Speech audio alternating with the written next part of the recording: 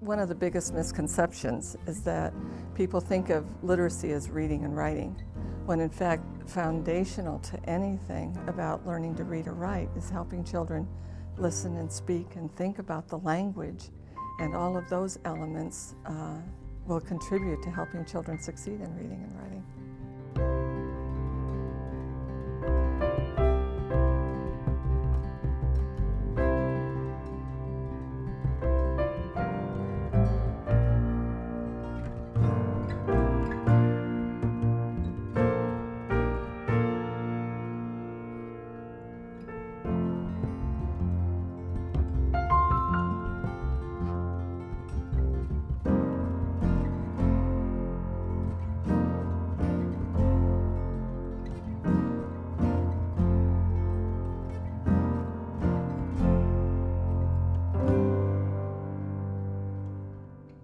And literacy is so important because we know that it's going to help children succeed as they are navigating everyday life, whether they're going to a grocery store, whether they're going into a restaurant to need to order something, whether they're going to school to need to learn how to read and write, but go beyond that to listen and speak and think also. It's important for parents and teachers and all of us who communicate, especially with young children, to understand literacy and the concepts of literacy, of listening, speaking, thinking, and reading and writing, because we tend to be so judgmental if a child's struggling and learning to read, or if a child's not writing very clearly, to really understand and back up and say, wait a minute, what are their strengths and what are their needs in order to grow as a literate individual? And that's one of the things I think that's most misunderstood in terms of literacy is there are more aspects to becoming literate than being able to read and write, that we need to build a foundation. An example of that from my children's experiences, just looking at our identical twins, Jeff and Trevor, and yet how different they are in terms of their literacy strengths and needs.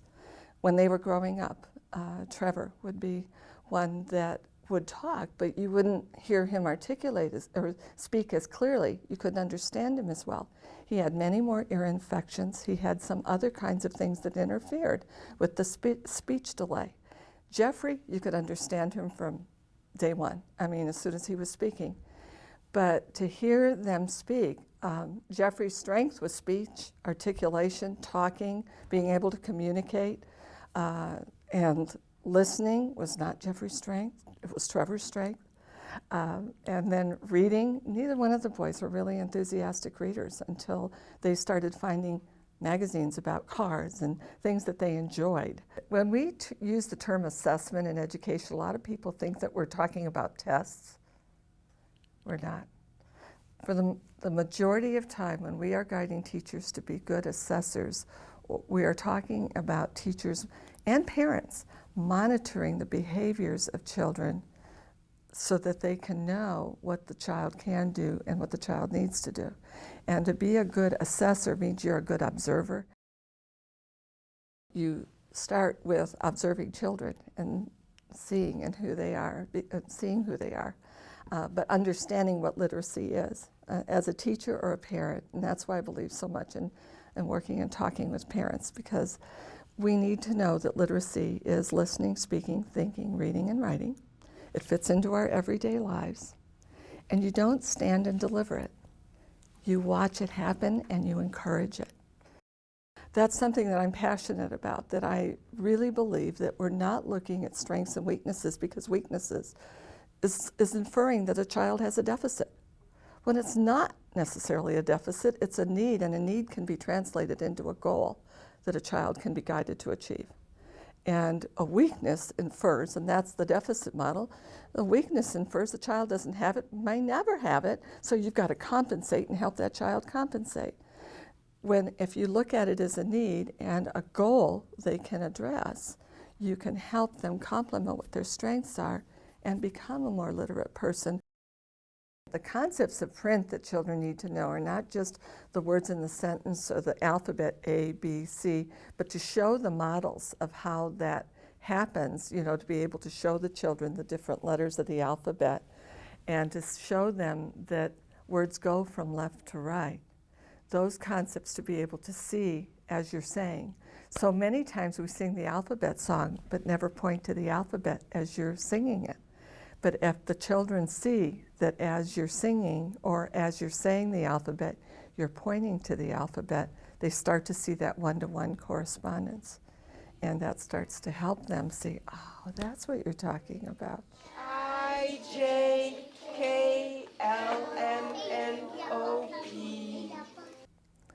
The literacy that we are doing within our pre-K and Kindergarten Leadership Institute, which is funded through the National Science Foundation right now, is something that we're trying to demonstrate for teachers so they can share with parents how when you read a book, let's say about butterflies, and there's a butterfly alphabet book that we've used in our institute, that they can just see that, wow, they can learn about butterflies, which is about science. They can know the alphabet, which is about the ABCs. They can learn to count the butterflies, which is math. That it's part of all the things that they can do within their everyday life or within a book. So we have all these very gifted researchers working with us, and also as presenters who really communicate the link between research and practice, so that we're not just telling teachers these wonderful activities to do. CRLP is really committed to helping teachers see why they're doing them, to understand that it's not just because it's fun, but because it's linked to the California standards and supported by the most substantial research that's out there and the most effective and up-to-date research possible, and that we have those researchers coming to you as teachers to share that with you in person. I believe one of the greatest gifts we have are the teachers in our schools right now who do have so much knowledge and have a passion for working with children and want more information about how to make it better.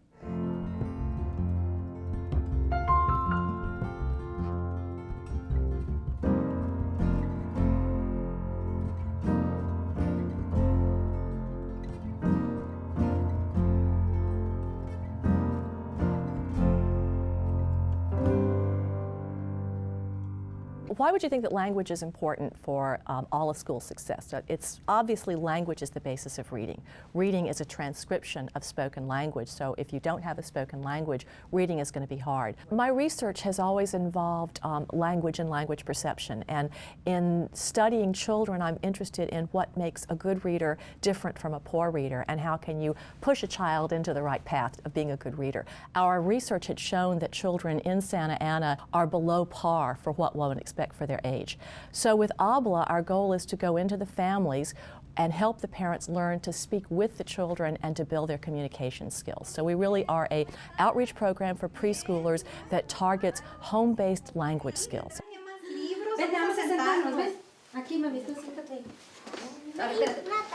What we're discovering lately with my work with Judy Foy is that preschoolers' language skills are very important precursors of their reading ability, and we're trying to define which of these skills matter. We know that it's being able to understand language, being able to articulate language, being able to name things, being able to have a sense of rhyme, being able to name the letters. All of these things together act as precursors of this phoneme awareness that will happen around kindergarten, ideally, and pave the way to learning how the ABCs work to represent language. So my work really carves out these skills as the precursors of reading, and then based on that knowledge of sort of what's different about a good reader, we can now look and say, all right, these are children in Santa Ana who are disadvantaged on their path to becoming a good reader. What can we give them? Letters and names in Spanish that will help them when they get into kindergarten know what reading is all about. Music and language and reading and playing are all part of what we're trying to emphasize in ABLA. As you read a book to a child, you can build vocabulary, you can build a sense of communication and language competence, but singing with a child can do that and more, because what singing does, something like Old MacDonald's Farm and the E-I-E-I-O, or Willoughby Wallaby, where you begin to take a name and play with it, singing begins to pull language into its two parts of sound and meaning. And that's very important when you become a reader later on, because the writing system in English begins from the child's perspective by representing sound. Later it also represents meaning, but it represents units of sound that are called phonemes. And to begin to pull apart the two functions of language is kind of the first step onto becoming aware of sounds and then aware of ultimately phonemes, which is absolutely what you need to succeed in learning to read. So I like music because it introduces the child to that. It's also a lot of fun just to sing. Vino la lluvia y se la llevó. Salió el sol y pronto lo secó. Y la araña pequeñita subió y subió y subió. Yeah, Oh, muy bien, bravo. Camión le hacen ña, ña, ña, ña, ña, ña. Los bebés en el camión le hacen ña, ña, ña. Por la ciudad, por la ciudad. Ahora mira tu mami, las ruedas del camión van dando vueltas, dando vueltas, dando vueltas. Así mueve las ruedas del camión, van dando vueltas por la ciudad. Yeah. So as the child in ABLA is learning to speak back and forth with his or her mother, maybe he's also learning how to count, learning how many blue blocks are there, how many yellow blocks. He is learning to know what sounds the different animals may say. What does a bear say? What does a duck say? He's learning to remember a sequence of sounds and gestures, like in the wheels on the bus go round and round. All of these things are organization skills, memorizing skills, counting skills, and cause and effect skills that are the beginnings of math and science. So as well as building the core of literacy, we build the beginnings of the other talents and the other educations that we will hope will begin to be the child's education in kindergarten and beyond.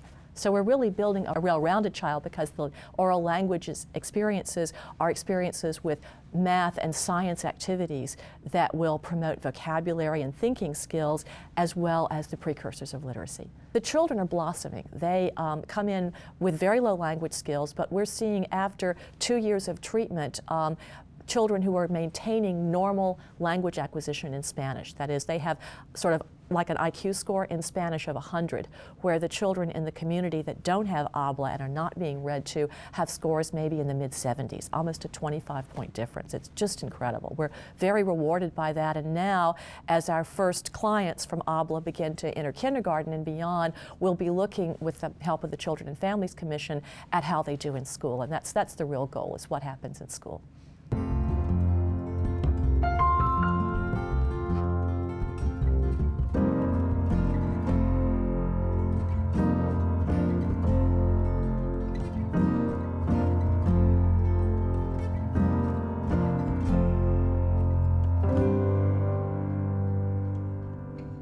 Literature is a powerful, powerful thing to share with children, and it can bring really close, moving, special moments into families' lives and into the lives of classrooms. I would share wonderful stories with my kindergartners for years that drew us all together and brought us into a community. Do we want children to be literate? Do we want to help children learn how to read? Of course, and one of the best ways to do that, that taps so many of the aspects of reading that are important, is through reading aloud. Reading is a tremendously complex act. It involves so many different skills and abilities and insights and understandings. It has at its base understanding the symbol system that we use. Kids, any reader, needs to figure out how the symbols work that we use in our system, and in English and Spanish and many other languages, that's the alphabet.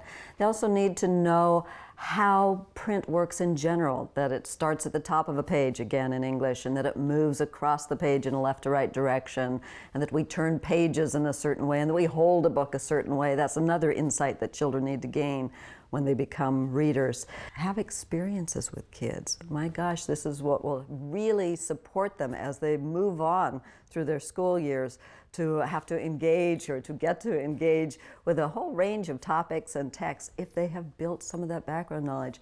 Take your kids on short trips, walk to the park, notice things, look in the grass, carefully dig through the grass to see things. So many experiences that we can offer children. Go to the museum, go to the bookstores, go to the mall, do something besides sitting quietly at home and watching television. So there are just all kinds of wonderful, rich things that we can do with our children in all those preschool years that build the foundation for literacy. Probably the single most important thing we can do is to read to our kids. Reading aloud to our children provides them with such a background in this whole act of reading. It builds their language as they hear those complex sentences. I often share with groups books that we're hoping kids will read when they're 11 or 12 years old. And gosh, if you look at some award-winning children's literature, the language is very complex. We talk about the cold getting right into one's bones. That's in The Ugly Duckling. You talk about the wind taking hold of the leaves and dancing them about. There's tremendous imagery, powerful language, long, complex sentences. If we read to children early on, then they begin to gain a real familiarity with that language. Another entire aspect of that is building the sensitivity to the sounds of one's language. In English, and in many languages, what we record, what our symbols represent, are the sounds of our speech. And so to be able to notice those little sounds that make up speech becomes very important for kids. And so books that play with sounds.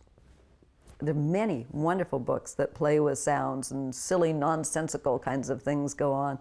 Poetry plays with sounds, and that's just a marvelous vehicle to share a different style of language, but also build that sense of rhyme. Kids begin to hear that, and that can serve them well later. Papers on top. Out of the oven. Out of the oven. Into the box. Into the box. Into the car and Into the car and upside down. upside down. I am a bee sound. Dropped on the ground. We're better, if I can't go to the Antarctic, we're better to gain exposure to the Antarctic and to begin to build my background knowledge than through looking at informational books about the Antarctic. We're better to learn about the rainforest. If I can't take you to the rainforest, we're better to learn than to pull out some books that share fascinating information about the rainforest. So informational books are really key to supporting literacy development in its largest scope. And that's not just being able to say the words on a page, but it's being able to have truly deep, meaningful interactions with those words on the page. If they haven't gained any familiarity with the symbol system, if they've never held a book and know how it works, if they don't know the kinds of messages that are communicated through books, if they don't know the pleasure that can be brought through books or through any kind of print, if they don't have the language, if they don't have the background knowledge to interact with books, then children enter schools at a tremendous disadvantage. What goes on in the homes in those early years influences a child's success in reading. And there's much that parents can do to support every one of those complex pieces of this act.